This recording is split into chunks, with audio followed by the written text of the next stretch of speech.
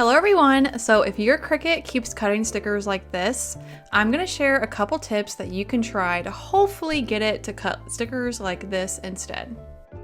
When I first got my Cricut, it was a lot of trial and error and figuring out why sometimes it just didn't cut right.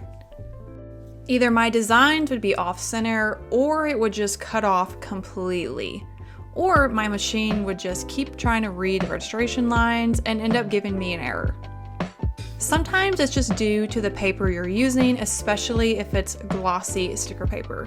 So I hope this video is helpful and it saves you a lot of paper and a lot of time. One of the first things you want to do is calibrate your machine. It could be that the cuts are just calibrated off, so go to your settings, print and cut settings, and calibrate. It will print a piece of paper that looks like this. You will feed it through your Cricut and it will make little cuts on each line.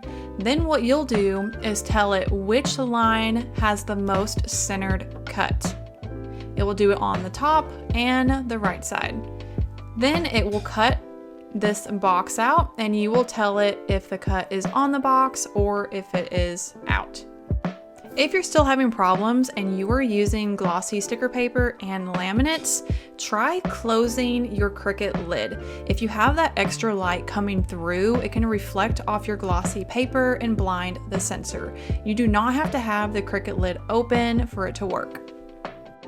If you are still having problems, go ahead and get some Scotch matte tape and a regular fine point black Sharpie. This is a step I pretty much have to take every single time I'm using glossy sticker paper. So we're gonna go ahead and line up our sticker sheet to our Cricut mat. Take that Scotch tape and cover all of the registration lines.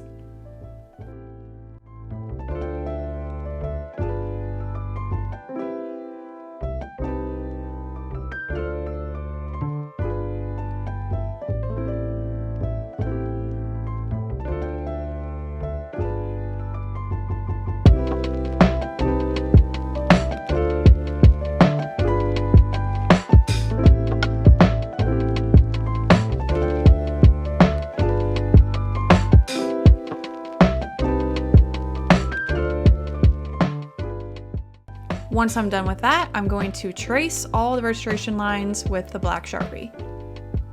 I've heard of some people taking like nail polish to cover the lines. I've never tried any of those methods and I've been doing the tape and Sharpie method for a long time. But that's it. I hope you found one of these tips helpful. If you have any other methods that work for you, definitely leave that in the comments. But hopefully you no longer have stickers like this and they now look like this every time.